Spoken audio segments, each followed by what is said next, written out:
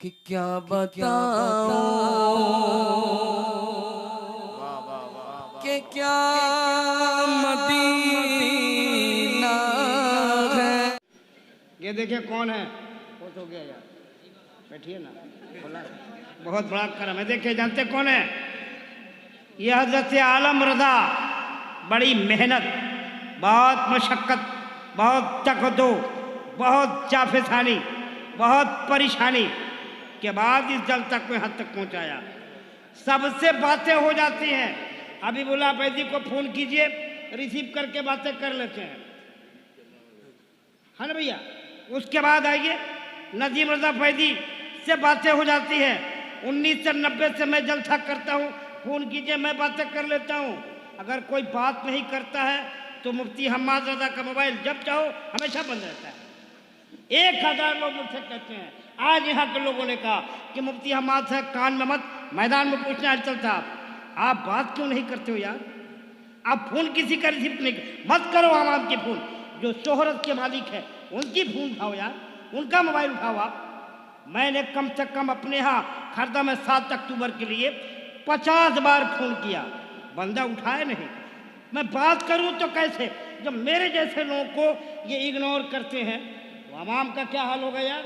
माफी चाहता हूँ भैया आपसे, बराए करम उठाया कीजिए फोन उठाया कीजिए।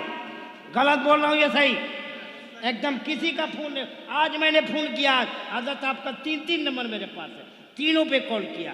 10 लोग दावत देने आया, यहाँ 20 लोग दावत देने आपके मौजूद हैं। मैं खुद दावत देने में शुमार हूँ, मैं आपको दावत दूंगा यार। फोन नहीं उठाओगे तो किसको, आपके बच्चों को दावत दूंगा, किसको दावत दूंगा बताओ। इसलिए बहुत मैं भी नाला हूँ और आपके चाहने वाले भी बहुत नाला हैं आपसे। इसलिए आपसे गुजारिश है, किसी का फोन जाए आवाम को उठाइए, नहीं उठाइए यार। बड़े लोगों का फोन उठाइए, आप उठाइए। मेरा फोन देखिएगा 50 मिस कॉल होगा, भैया नहीं उठाया सचो यार। अच्छा एक और कमाल है, मैं जब फोन कीजिए तो रूट सार बिजी ही यार, गलत बात है, उठाया कीजिए। आपसे बोलने में गलती हो, सॉरी, लेकिन फोन उठाया कीजिए, आपसे गुजारिश है। बहरहाल दोस्तों वक्त नहीं है। मुफ्ती हम्माद रजा बहुत अच्छे बोलते हैं, यूट्यूब, फेसबुक, गूगल, इंस्टाग्राम, पता नहीं कौन कौन ग्राम, हर ग्राम में मशहूर है। इसलिए इनसे गुजारिश है कि माइक पर इनको मैं बुलाऊंगा, लेकिन इनकी आमद से पहले माजरत खां हूँ भाई हलचल सिवानी साहब और जुमला अपने उन अहबाब से मेरी जिनसे बात नहीं हो पाती है। मैं आपकी नाराज़गी को जायज़ समझता हूँ, लेकिन आप ज़रा मेरी भी मजबूरी समझा करें। मैं अगर किसी से बात ना करता तो शायद कहीं नहीं जा पाता। मैं बात करता हूँ तभी कहीं कहीं चला जाता हूँ। आपकी नाराज़ी भी बजा है, लेकिन मेहरबानी करें कभी भी किसी भी बात का गलत मतलब ना निकालना। मैं अपने रब से हमेशा ये दुआ करता हूँ, मालिक तू जितना चाहे उरूज दे, लेकिन कभी मेरे पैर ज़मीन से जुदा ना करना। आमीन आमीन आमीन आमीन। मैं हमेशा ज़मीन पर रहना चाहता हूँ। आमीन, बेशक बेशक। और मेरी औकात क्या है, ना मैं माँ के पेट से खतीब पैदा हुआ और ना गारंटी है कि आखिरी सांस तक मैं खतीब रहूँगा, बल्कि हकीकत तो ये है, ये तेरा करम है आका के बना लिया है अपना, कहाँ मुझसे ये कमीना कहाँ सिलसिला तुम्हारा। नारे तकबीर, नारे रिसालत, वाह वाह वाह वाह। अपना कुछ भी नहीं है। बहुत अच्छे। हम तो अगर रोटी भी खाते हैं ना तो उसे अपने हाथ की कमाई नहीं समझते। अल्लाह अल्लाह। हम तो एक एक लुकमा भी ये कह के खाते हैं, तेरे टुकड़ों पे पले गैर की ठोकर पे न डाल, झिड़कियां खाएं कहाँ छोड़ के सदका तेरा। हमारे पास बोलो यार, नारे तकबीर, नारे रिसालत, उलमा अहले सुन्नत, दादा सुभान अल्लाह, सुभान अल्लाह। मुफ्ती हम्माद दादा वाह। मुरादाबादी। वाह वाह, नारे तकबीर। बहुत अच्छा, सुभान अल्लाह, सुभान अल्लाह। अल्लाह सलामत रखे। भाई मैं दुआ करता हूँ मालिक, उस ज़िंदगी से मौत बेहतर है जिस दिन मिजाज में गुरूर आए।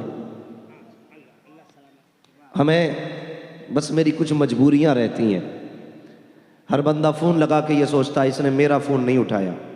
मैं आज ये बात कह रहा हूँ मजबूरी में, हालांकि मेरा वक्त ये तकरीर का था, मुझे इसमें अपनी वक्त बात नहीं करनी थी, लेकिन सिर्फ मैं सफाई कहने का हक तो रखता हूँ ना। इतना कहने का तो मेरा हक भी है कि मैं आपसे कहूँ।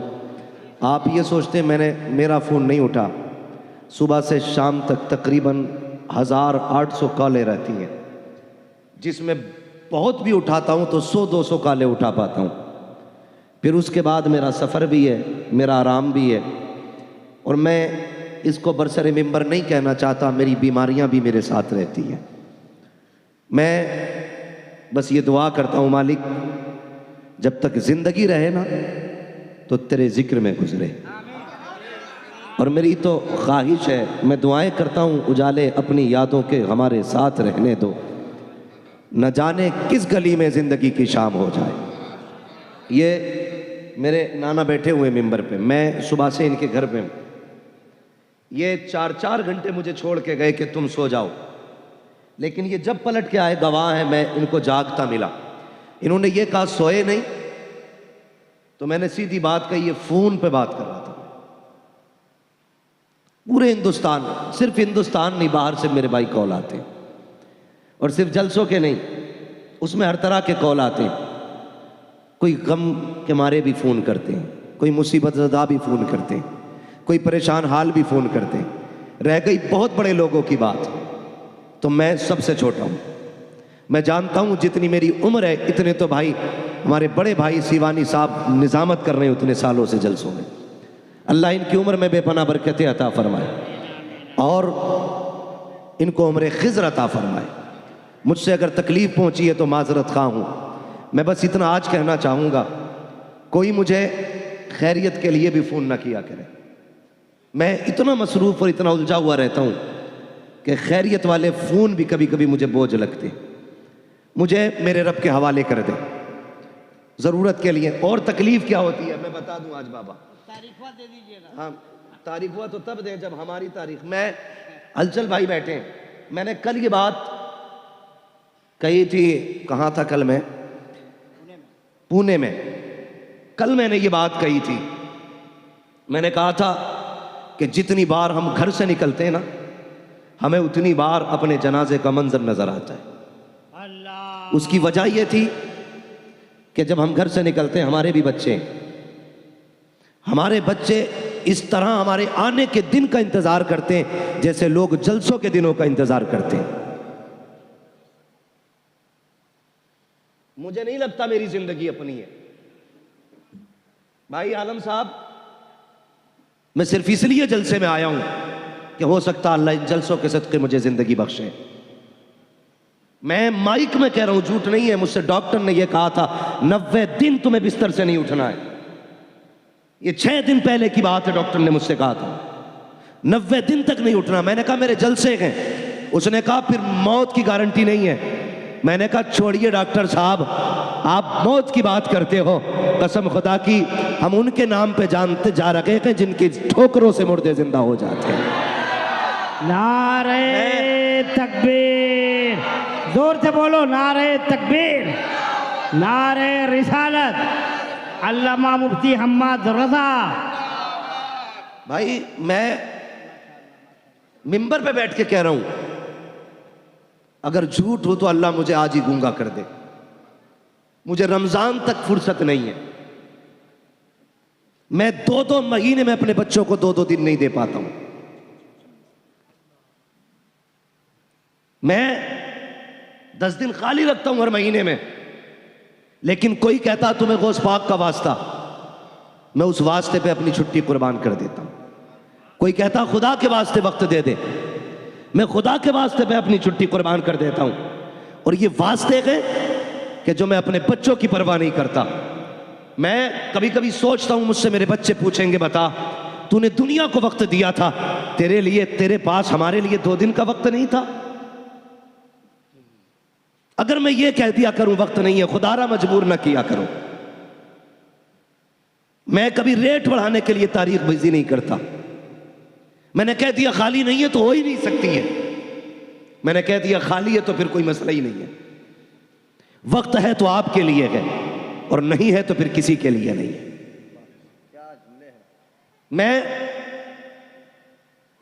मैं क्यों इतना वक्त, मैं जानता हूं मेरा फ्यूचर मेरे साथ क्या करेगा। गुलाम मोहिउद्दीन सुबहानी, शायद कोई बच्चा ऐसा होगा जो उन्हें नहीं जानता होगा। इतना मशहूर और इतना मजबूत खतीब कि इतना बिजी रहा कि कहना नहीं चाहिए कि वो आदमी गुर्दों की बीमारी में दुनिया से चला गया। अल्लाह उनकी कब्र पे अपनी रहमत और गुफरान की बारिशें फरमाए। और खुदारा एकदम से सर से उठा के ना फेंका करो किसी को। गुलाम मोहिउद्दीन सुबहानी जब मुंबई तकरीर करने जाते थे ना, 8-8 गाड़ियां लेने के लिए एयरपोर्ट आती थी, लेकिन जब वही बंदा गुर्दे का मरीज हुआ ना, तो एक बंदा एयरपोर्ट से रिसीव करने उस बंदे को नहीं आता था।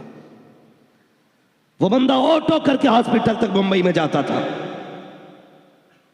क्यों? क्या कौम की जिम्मेदारी नहीं थी? जिसने बच्चों की फिक्र की है बगैर जिंदगी पूरे दीन के लिए लौटा दी, तुम्हें तो सर पे उठा के रखना चाहिए था। खुदारा इनकी कुर्बानियां जाने। और कभी तुम हाथ उठा के अपने बाप के लिए दुआ किया करो तो गुलाम मोहिउद्दीन सुबहानी के लिए भी दुआ कर दिया करो, अल्लामा अबुल हक्कानी के लिए भी दुआ कर दिया करो। हाँ, कभी कभी दुआ किया करो ना। तो कारी साहब, कारी रजीउल्लाह चतुर्वेदी, कभी उनके लिए भी दुआ कर दिया करो। वो बोलते बोलते दुनिया से चले गए। हमारी कौम ने क्या दिया खतीबों को सिवाय इल्जाम के? खुदारा मजबूरी समझा करो। और अगर कोई खतीब तुमसे छुट्टी मांगे तो उसे छुट्टी दे दिया करो। वजह बता रहा हूं, बीमारी की वजह से। मैं मिंबर पे बैठ के कहता हूं मेरे गुर्दों में भी तकलीफ है, फेफड़ों में भी तकलीफ है, लेकिन सिर्फ यहां तक क्यों आया? अगर मैं ना आता, मेरे पास सर्टिफिकेट मौजूद है, मैं भेज सकता था मौलाना आलम को कि ये देखिए मेरी रिपोर्ट है, ये डॉक्टरों का कहना है, ये हकीम की राय है, और ये मेरे कागज हैं। मैं नहीं भी आ सकता था, लेकिन मुझे मालूम है ये कौम इन्हें नहीं जीने देती। अक्सर तो ये कहते कि झूठा नाम डाला था इश्तिहार में। बाकी जिन्हें यकीन होता वो ये कहता शायद हम्माद को कहीं जलसे की तारीख मिल गई इसलिए वो यहां नहीं आया। खुदारा बदलें अपने नजरिए और दिलों में कुछ गुंजाइश पैदा करें, गुंजाइश पैदा करें। अगर तुम्हारे आगे कोई माजरत पेश करे, उसकी माजरत कबूल कर लो, कयामत में खुदा तुम्हारे थोड़े अमलों से राजी हो जाएगा। हाँ, बस मुझे ये कहना था। आप जरूरत से कॉल करें। अगर मैं फोन पे एक बार किसी से ये कह दूं कि खाली नहीं है, तो बस भाई ये न किया कहा करें कि देख लीजिए, कर लीजिए, मेरी डायरी है, मुझे पता है। कुछ कर लो। कुछ करने का क्या मतलब है? दूसरे की काट के हमारी लिख दो, यही तो है कुछ करने का मतलब ना।